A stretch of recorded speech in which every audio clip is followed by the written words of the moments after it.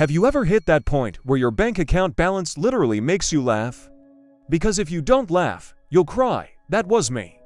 I checked my account one morning, $27.14. Rent was due in for days. My phone bill was overdue.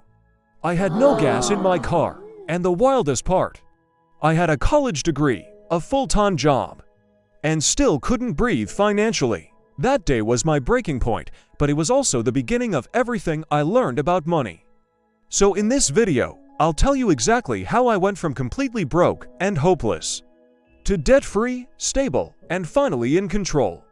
But before we dive in, let's rewind a little. I was living paycheck to paycheck not because I didn't earn money, but because I had no system. Every single dollar that hit my account was gone before the weekend. I kept telling myself I was treating myself for working hard. But really, I was just avoiding the truth.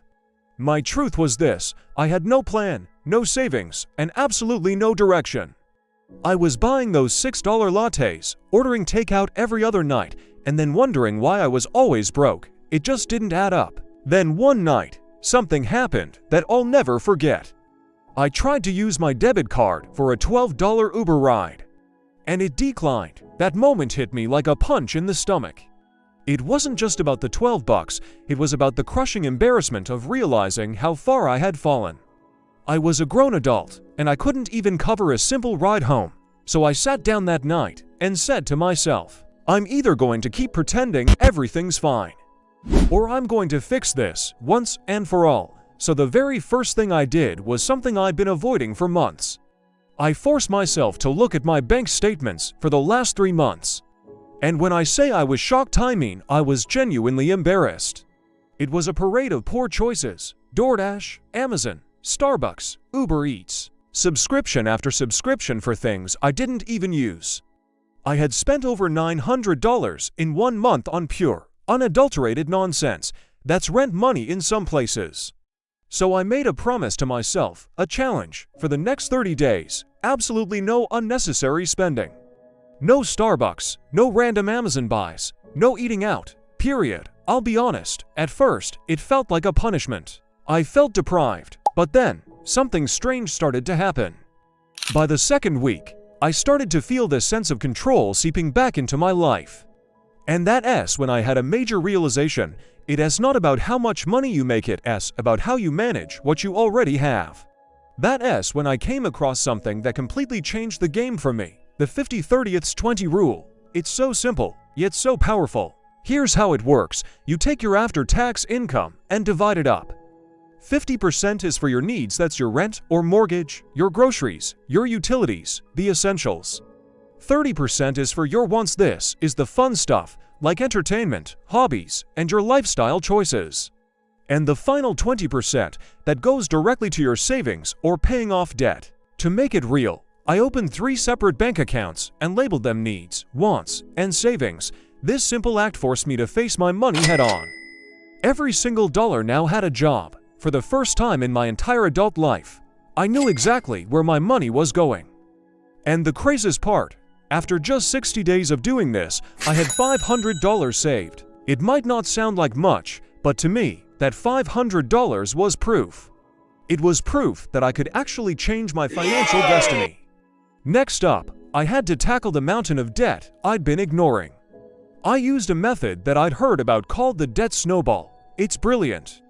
I listed every single debt I owed, from the smallest to the largest. Then, I focused all my extra cash, that 20%, and anything else I could scrape together, on paying off the smallest debt first, while just paying the minimums on everything else.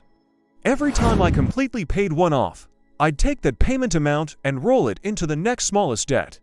It felt like winning little battles in a huge war. And every single win built this incredible momentum.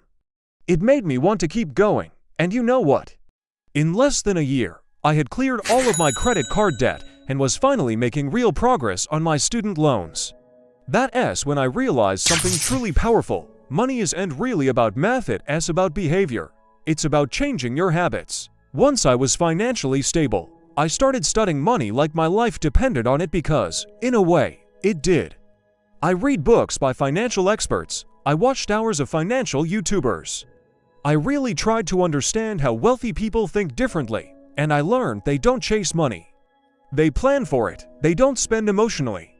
They spend intentionally. So I created a simple rule for myself. If it doesn't bring peace or profit, I don't pay for it. This one rule simplified so many of my decisions. I started investing, just small amounts, $50 here, $100 there, into simple index funds. I built up an emergency fund so that a flat tire wouldn't become a financial crisis. I automated my savings so that money was being put away without me even having to think about it. And slowly but surely, my financial stress just disappeared. Now, I don't worry about payday. I control my money, it doesn't control me. So, if you're watching this right now and you're broke, or you're just stressed about money, I want you to know something. You're not lazy, you're not stupid. You're just untrained. Nobody taught us this stuff in school. But the fact that you're here, watching a video about fixing your finances, means you've already taken the most important first step. Start by just tracking where your money goes. Cut out the waste. Make a simple budget. It doesn't have to be perfect. Pay off one small debt to get that first win. And most importantly, never, ever give up on yourself.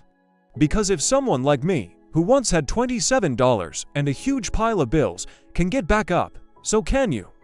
Hit that subscribe button, because next week, I am breaking down exactly how I grew my net worth from $0 to $50,000 in 2 years, step by step. You don't want to miss that one. Thanks for watching, and I'll see you in the next video.